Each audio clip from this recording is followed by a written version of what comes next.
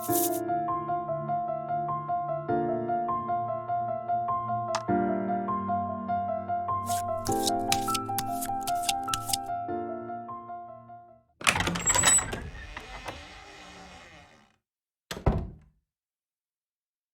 afternoon, or should I say evening, morning. Morning? At any rate, I am the Game Master. Pleased to make your acquaintance. Before we begin, there is something I must tell you. You see, my job is to draw you into this world with my voice and cards, which is why I believe it best for you to play with the sound on. In fact, I insist on it.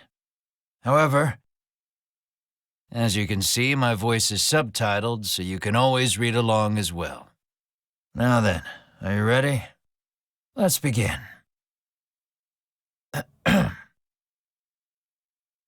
Welcome to Voice of Cards.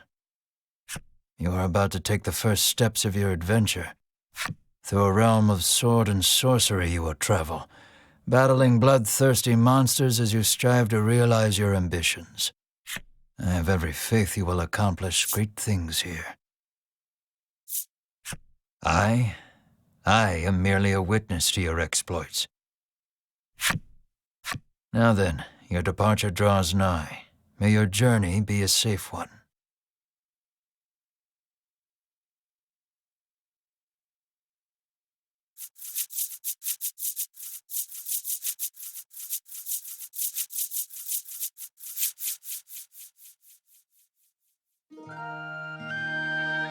This is Castle Advent. Queen Nilla reigns over the kingdom from within its walls. 3 white-clad adventurers have gathered here at the Queen's summons. Present yourselves, O faithful of the Ivory Order.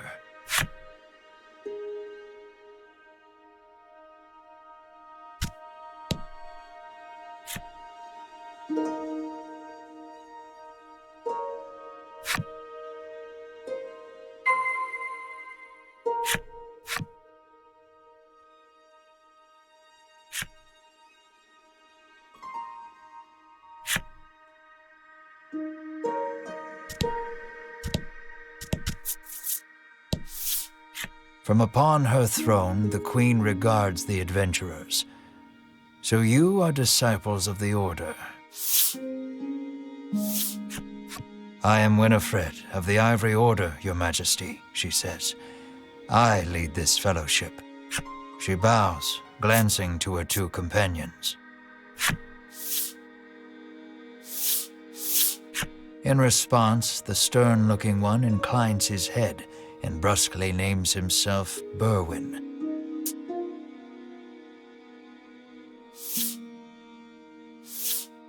The older man is the picture of courtesy as he genuflects and introduces himself as Hedwin.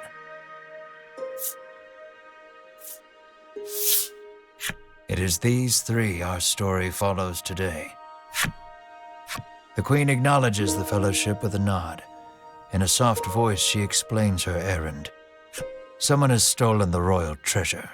I bid you reclaim it. Under normal circumstances, I would entrust this to my soldiers, but I do not wish to spread thin my forces with the recent monster troubles. It seems the troubled queen is judged she can entrust this matter to none but the Ivory Order, beloved of the people and unmatchable in battle. It is our honor to serve you, Your Majesty, and thus the quest falls to the Fellowship. Short of any clues that could lead them to the culprit, however, they press the Queen for further information.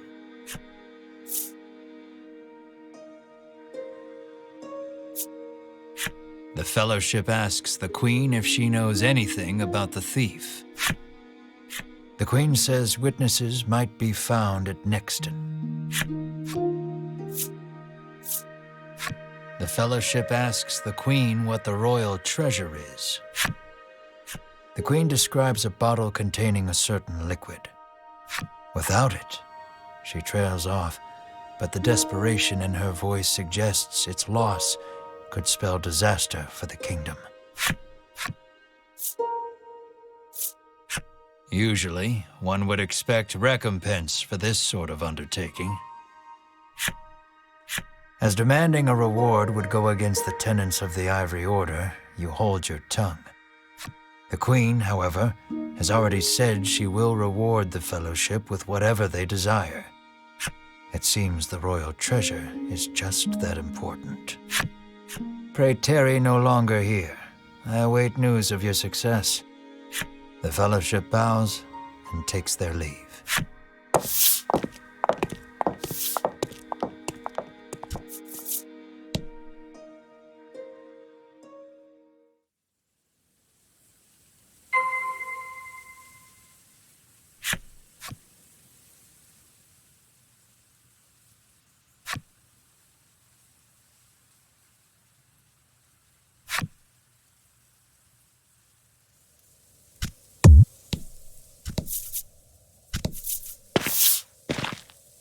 We can waste no time finding the treasure. Winifred strides toward town. Wait, cries Berwin, blocking Winifred's path. A monster. You dare stand in our way? Hedwyn scowls at the foul creature. It lunges at the Fellowship.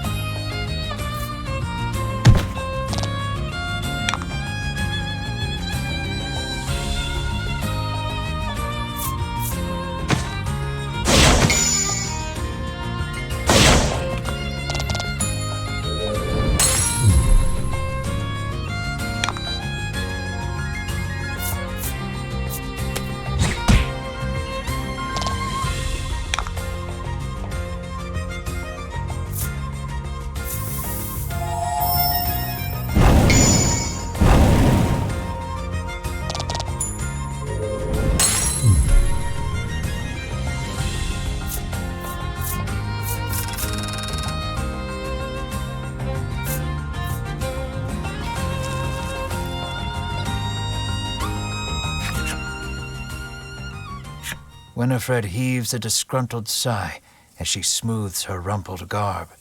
Showing no signs of weariness from battle, Berwin silently wipes the monster's ichor from his weapon. Hedwyn inspects the remains of their foe. The Queen spoke true, he mutters, his face masked in contemplation. Winifred gives a grim nod at his words. Mayhap the treasure's theft and the monster's behavior are connected somehow. First things first, the Fellowship needs to gather more information. To Nexton, they set their sights.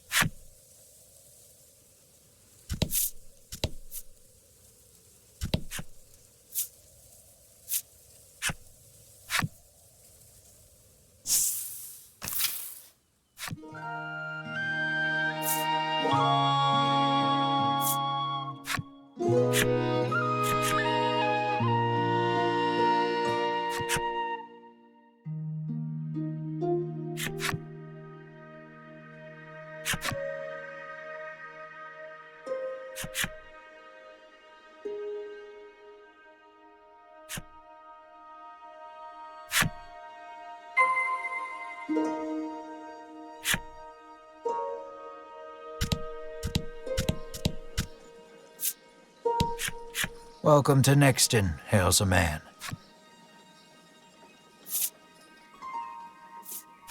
The man doesn't respond to any question except to parrot back his original greeting.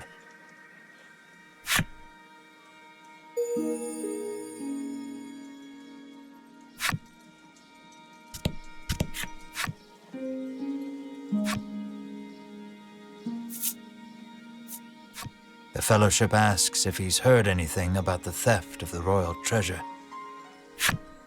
The man's eyes widen. He leans close to Winifred and whispers something in her ear. Welcome to Nixton.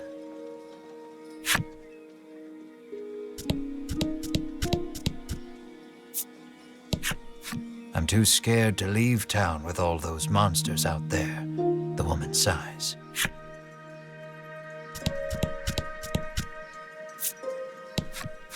The man helpfully advises you take the opportunity to purchase equipment and curatives while you are in town.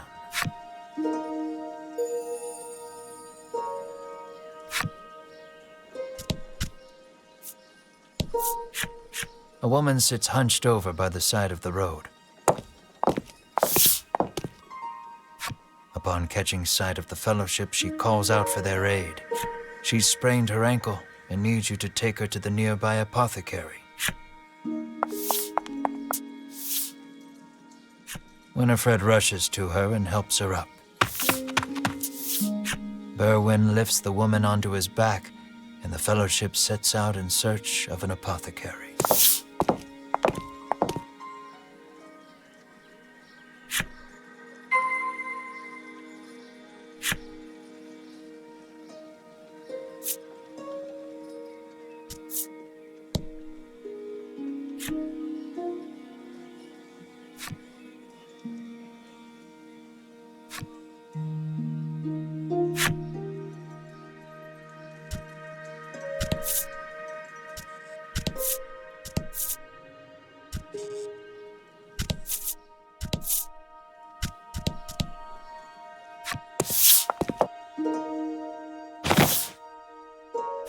You arrive at the apothecary.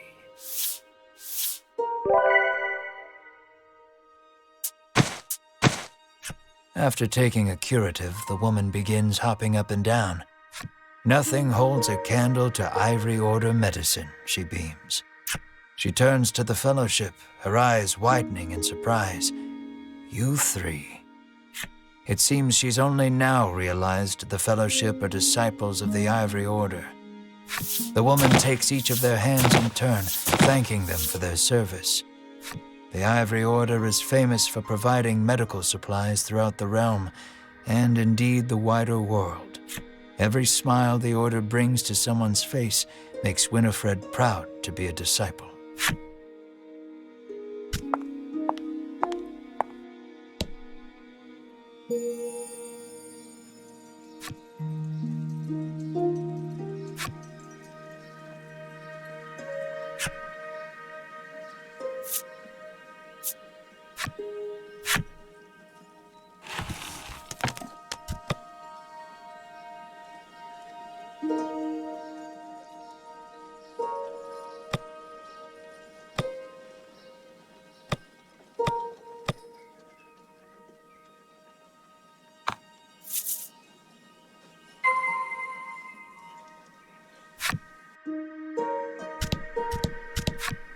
The man claims he saw a suspicious someone leaving the castle grounds carrying what looked to be a medicine bottle.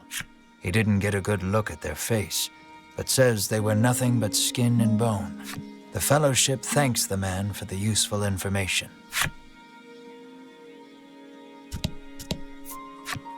The woman begs the Fellowship for their autographs. She seems to greatly admire the Order. I know there's nothing to worry about with disciples of the Order here, she says, relief flooding her features. Upon asking, the woman says she was attacked by a monster outside of town. A strange creature, she says, nothing but bones, and it clutched a bottle of medicine as if its life depended on it.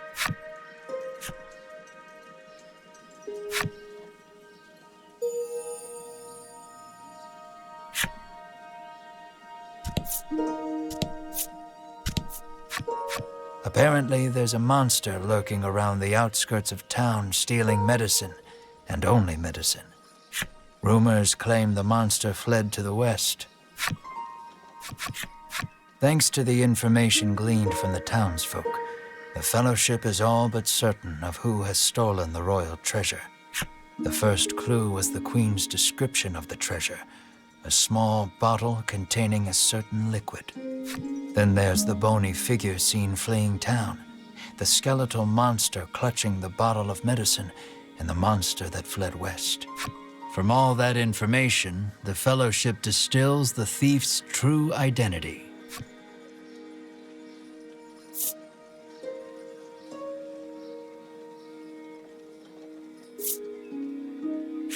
The scrawny street urchin intones Berwin. It must be. Winifred ignores that. Our thief is the monster that fled west, she says, with a glance to Hedwyn. Hedwyn nods silently in agreement with Winifred's conclusion. Winifred clears her throat, proclaims that the Fellowship shall head west, out of town, and walks off.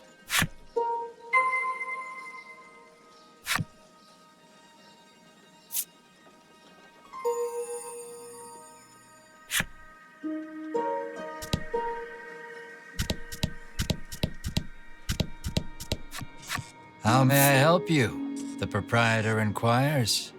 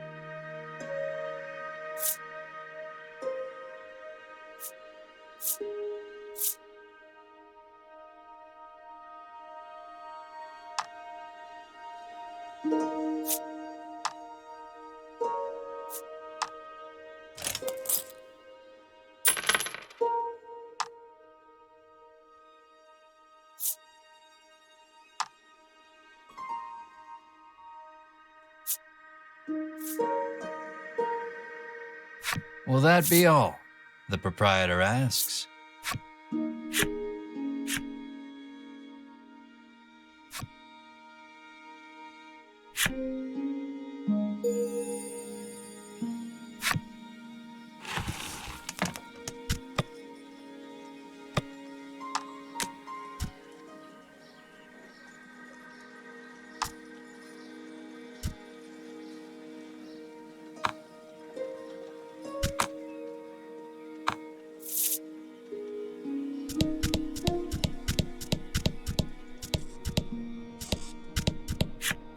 How may I help you? The proprietress inquires.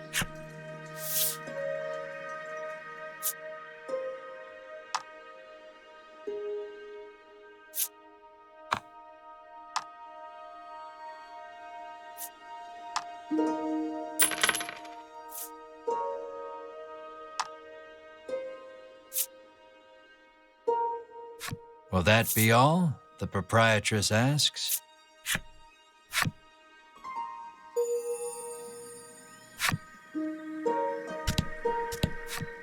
How may I help you? The proprietress inquires. The apothecary catches sight of the Fellowship. Ah, the Ivory Order, to which I owe the prosperity of my humble shop, she says. She gestures to the drawers filled with her wares. Pray, choose one of my concoctions and take it at no cost. It shall be a token of my thanks to the Order. The Fellowship insists they will pay as any other customer would, and sets about browsing her wares.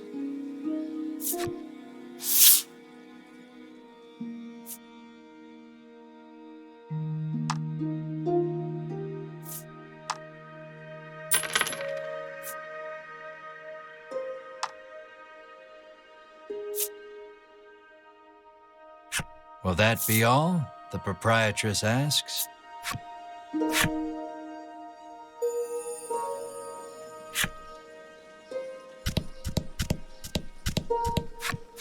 You make your way to the inn, where you're greeted with a hearty hello by the owner. You're from the Ivory Order, aren't you? Thanks to a royal decree, you're allowed to stay the night for free, and you're not about to refuse such hospitality.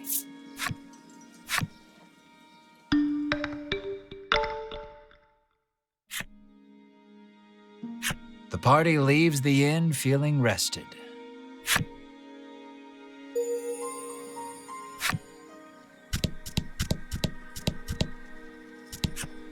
An innocent-looking young boy accosts the fellowship.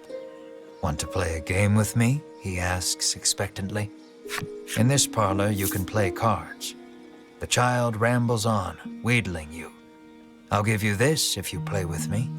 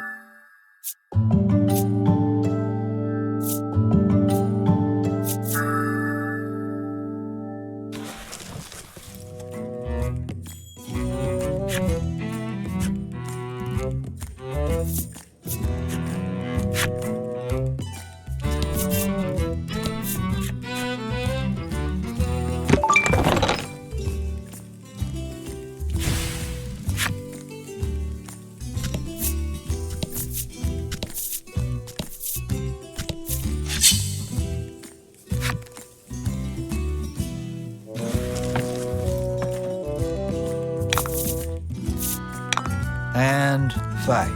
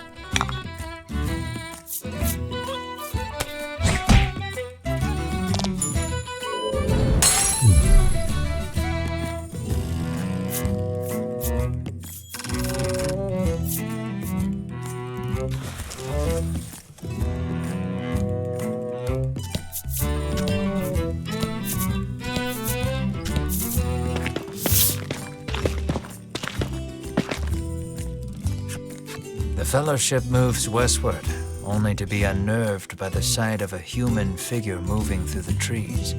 The presence of large packs suggests a traveler.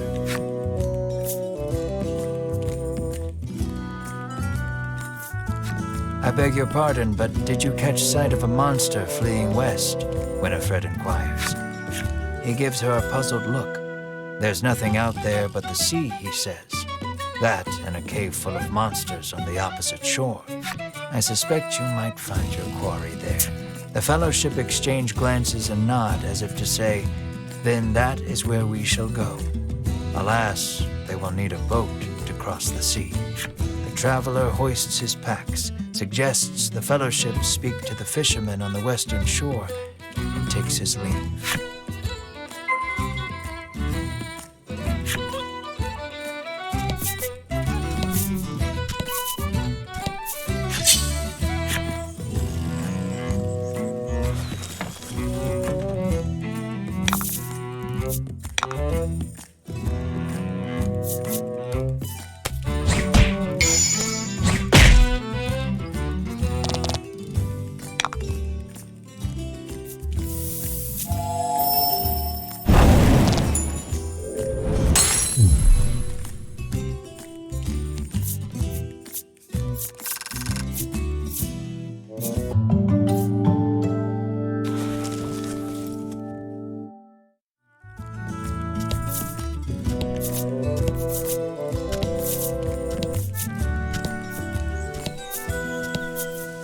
Let's not go there just yet.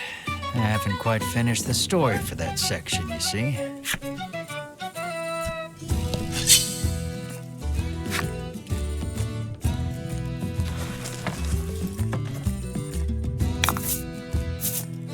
And fight.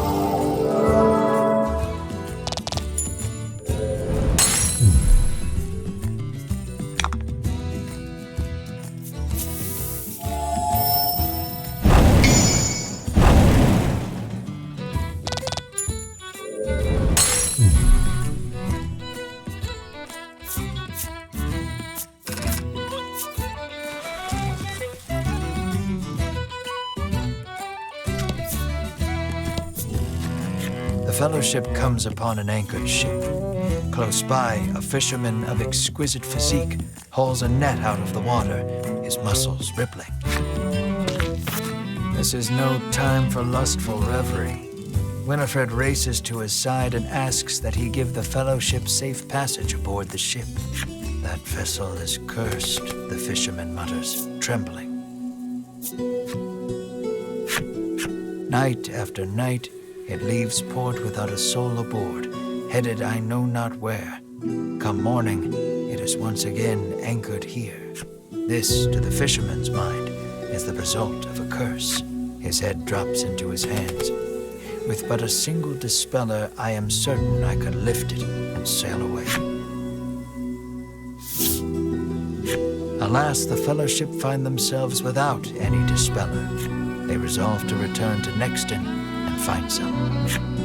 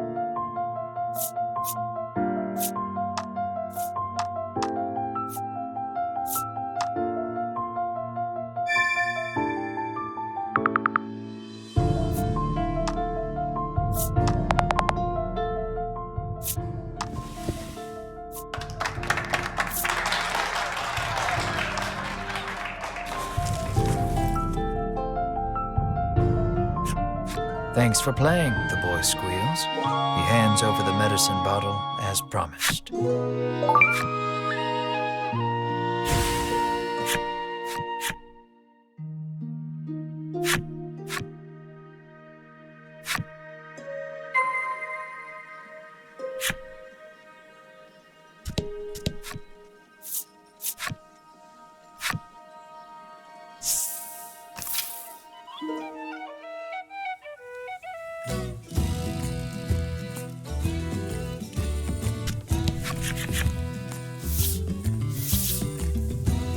Winifred hands the despairing fisherman a dispeller and asks again for safe passage to the cave beyond the sea. The fisherman snatches up the concoction, so delighted that his pectoral muscles begin twitching.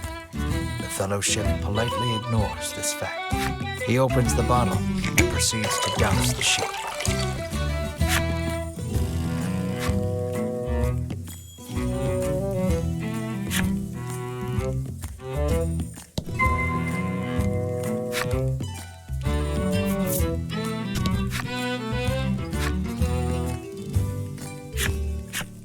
Are you ready to set sail for the cave? The fisherman asks. All right then. Just let me know when you're ready, he says cheerily.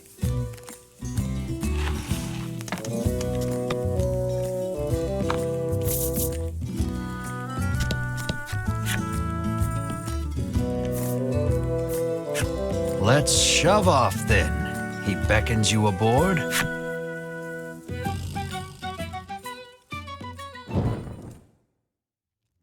The fellowship arrives at the mouth of a dank cave, its damp, rocky expanse threatening to swallow them.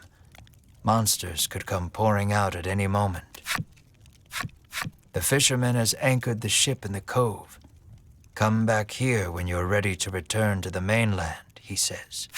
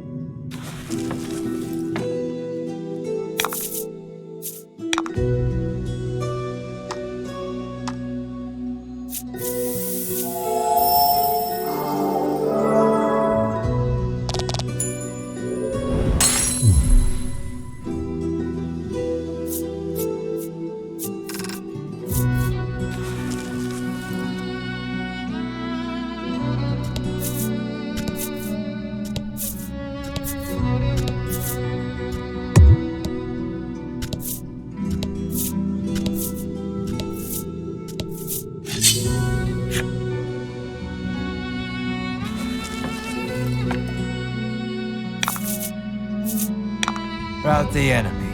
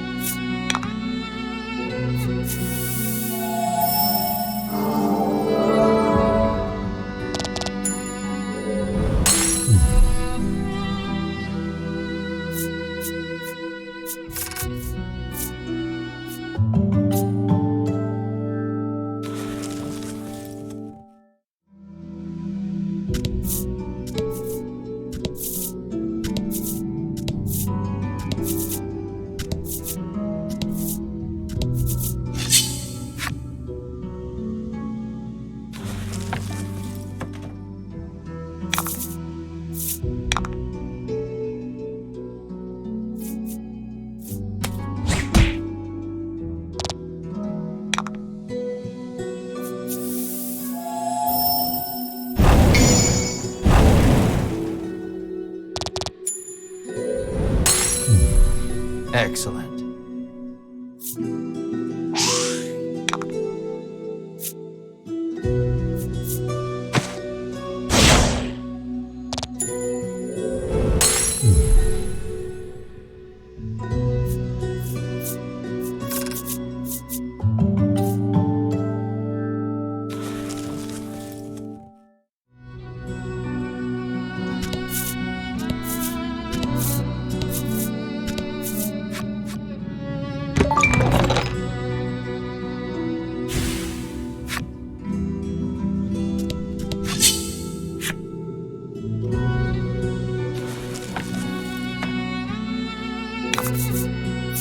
About the enemy.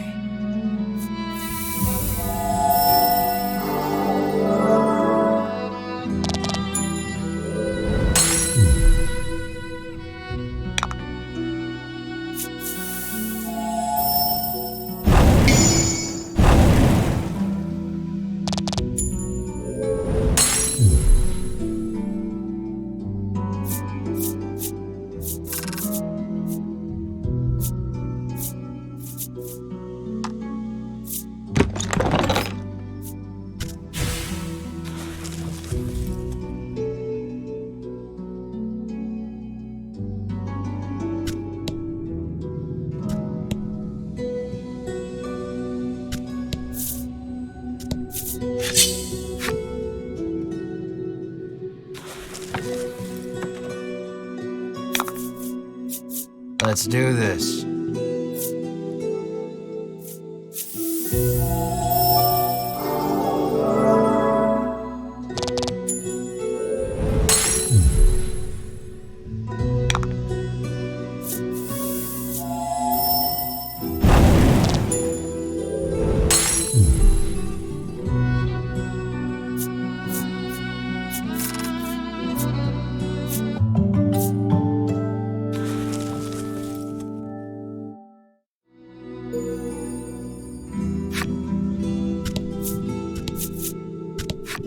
The door before you is shut quite tightly. It appears to have a keyhole. The simple key may be of use here.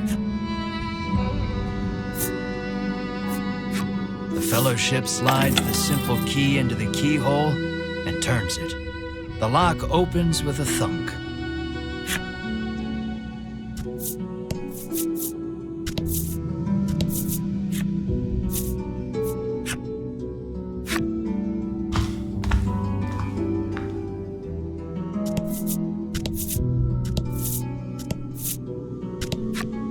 An iron door towers before you.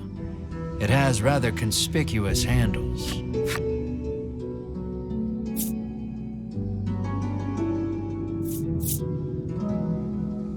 Berwin pushes the massive handles against the door with all his might. It moves not an inch. Berwin gives the door a roundhouse kick out of pure frustration. As his foot connects, the door trundles to the side. So it was one of those sliding contraptions.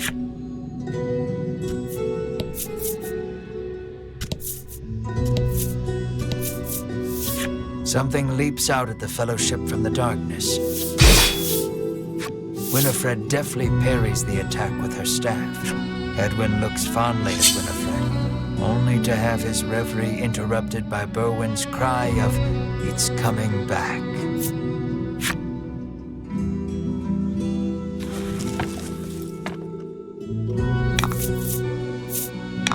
Let's do this.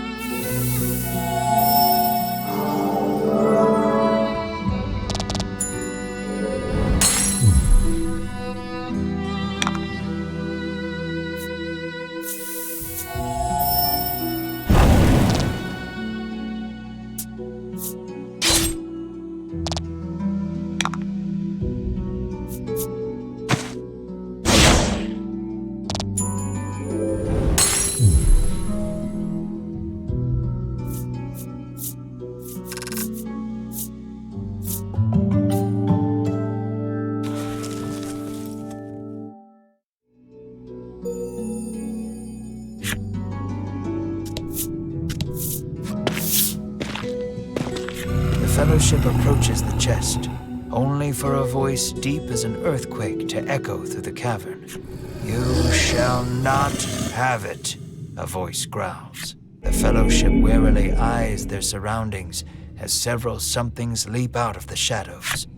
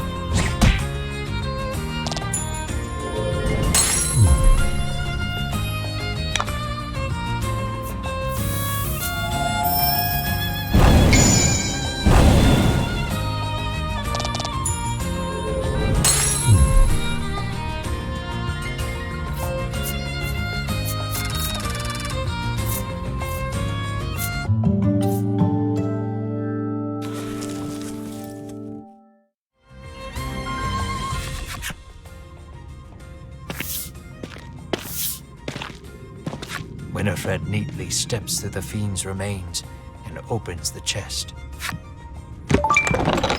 Inside is what appears for all the world to be an ordinary medicine bottle. At last, the royal treasure is in safe hands once more, Hedwyn sighs. Winifred and Berwin nod in agreement. Treasure in hand, the Fellowship exit the cave, exalted. In time, the Fellowship find themselves before the Queen once more. They offer her the retrieved treasure. As reward for the arduous task of returning our prized possession, I bid you name anything you desire, she proclaims. She is positively beaming and seems prepared to shower the Fellowship with riches, whether they demand them or not. But at that moment, a massive roar, the likes of which had never been heard before, shakes the entire castle. As the roar recedes, one of the royal guard, pale as a sheet, bursts into the royal hall. He struggles to gather his breath. Just now, over the castle, a dragon, he pants to Queen Nilla. A dragon. So the great evil has returned. Queen Nilla turns her gaze to the sky, dumbfounded. So the monster troubles are connected, Hedwyn says so under his breath, so the Queen does not hear. A profound silence settles over the royal hall. The Fellowship stand tall, unflinching, as though they know what must be done in the face of such a crisis.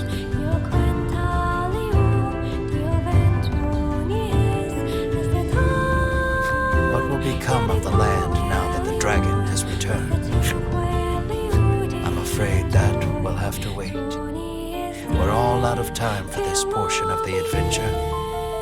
Don't you worry. We'll continue the tale another time. I look forward to our next session.